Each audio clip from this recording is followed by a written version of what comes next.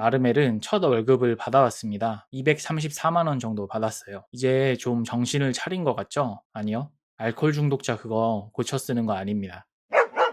맥주 한 잔의 여유도 잠시 라스의 눈에 들어온 한 남자가 있습니다. 나이는 50대쯤 되어 보이고 한때는 번듯한 공무원이었을 것 같은데 지금은 완전히 술에 찌든 아저씨입니다. 옷은 다 찢어졌고 머리엔 건초 부스러기가 붙어 있는 걸 보니 어제 길바닥에서 잤나 봅니다. 이 아저씨 이름이 마르멜라도프. 차트에서 세운 원칙대로 마르멜이라고 부르겠습니다. 마르멜은 술집에 앉아있는 여러 사람들 중에 유독 라스에게 다가옵니다. 딱 봐도 배운 사람 같았거든요. 그러고는 러시아 문학 역사상 가장 찌질하고 처절한 자기 고백을 쏟아냅니다. 이 아저씨의 사연은 이렇습니다. 원래는 하급 공무원이었는데 알코올 중독 때문에 잘렸습니다. 아내의 이름은 카체리나. 원래 귀족 집안 출신의 교양 있는 여자였는데 첫 남편과 사별한 뒤 애 셋을 데리고 극도의 빈곤에 시달리다가 마르멜과 재혼을 한 겁니다. 근데 이 마르멜이 술독에 빠져 사니까 카체리나는 스트레스와 영양실조로 폐결핵에 걸립니다. 허구한 날 기침을 하고 피를 토하죠. 그리고 마르멜에게는 전처 사이에서 낳은 친딸도 하나 있었습니다. 그녀의 이름은 소냐. 앞으로 우리 라스의 인생에 엄청난 영향을 미칠 중요한 인물입니다. 근데 이 집구석이 얼마나 노답이냐면요. 그나마 일해서 돈 벌어오는 게 소냐뿐이었는데 최저임금이 없던 시절이라 하루 종일 일해서 15,000원 정도 벌어오는 겁니다. 진짜 밀가루죽만 쑤어서 겨우 입에 풀칠하는 수준으로만 살아갈 수 있는 상황.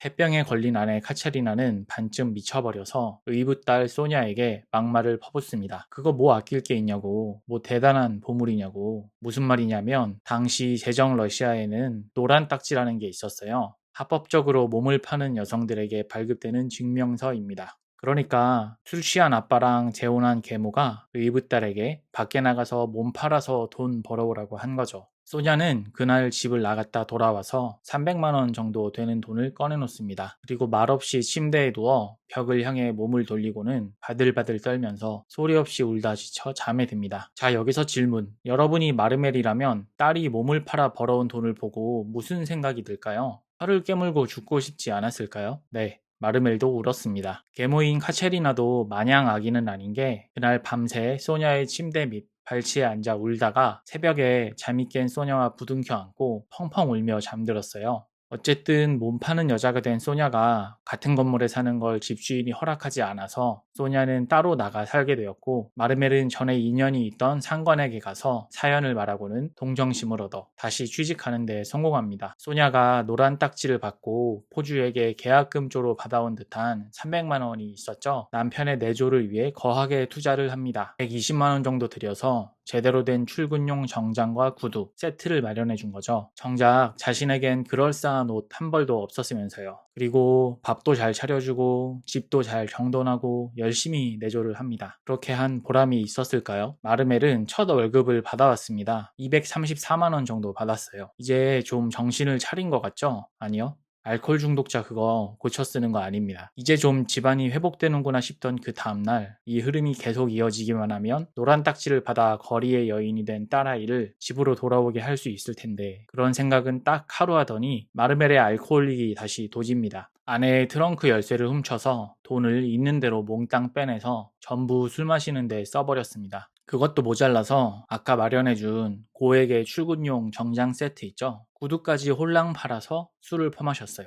그렇게 5일 정도 흥청망청하고 더 마실 돈이 없자 마르멜은 소녀에게 가서 3만 원 정도를 받아옵니다. 무슨 돈이겠어요? 지금 라스 앞에서 술주정을 하고 있는 마르멜은 바로 그 딸의 피 같은 돈으로 술을 마시고 있는 중인 겁니다. 진짜 상상을 초월하는 인간 쓰레기죠. 그러더니 성경의 온갖 구절을 인용하면서 뭐라고 짓거리다가 오열하죠. 주변에서 이야기를 듣던 구경꾼들은 조소와 야유를 보내고 장광설을 늘어놓다 정신을 거의 놓아버린 마르멜은 갑자기 라스에게 자기를 집까지 좀 데려다 달라고 부탁합니다. 라스는 이 기가 막힌 사연을 듣고 마음이 약해져 마르멜을 부축해서 그의 집으로 갑니다. 마르멜의 집은 처참했습니다. 집구석 꼬라지 진짜 그지 같네 할 정도로요. 아이들은 넉마를 걸치고 바닥에서 자고 있었죠. 피가 묻어나오는 기침을 하던 카체리나는 술에 떡이 되어 들어온 마르멜을 보자마자 달려들어서 머리채를 쥐어뜯고 때리기 시작합니다. 그런데 마르멜 아저씨 맞으면서 뭐라고 하냐면 때리라고. 나한텐 이 고통이 즐거움이라고. 이런 말을 합니다. 진짜 어질어질하죠. 라스는 이 홈파망의 현장을 조용히 지켜보다가 주머니를 뒤져서 잡히는 대로 얼마 안 되는 돈을 창틀에 올려놓고 슬며시 그 집을 빠져나옵니다. 충동적인 동정심이었죠. 그런데 집 밖으로 나오자마자 라스는 바로 후회합니다. 당장 내일 밥값도 없다는 걸 새삼 깨달은 거죠. 이 장면을 통해 우리는 라스라는 인물의 복잡한 내면을 보게 되는데요. 자신을 나폴레옹 같은 초인이라고 믿으며 전당포 노파를 도끼로 찍어 죽일 계획을 세우는 냉혹한 살인마의 얼굴과 술집에서 만난 딱한 사연의 가족에게 자신의 주머니를 털어주고 나오는 연민에 찬 청년의 얼굴. 이 두 가지 모순된 자아가 모두 라스의 모습입니다. 자, 돈도 다 떨어졌고 정신은 더 피폐해진 라스는 이제 자기의 그 좁은 관짝 같은 방으로 다시 돌아가게 되는데요. 다음날 아침 이 방으로 라스의 인생을 흔들어 놓을 편지 한 통이 도착합니다. 여기까지 죄와 벌 일부 챕터 2였습니다.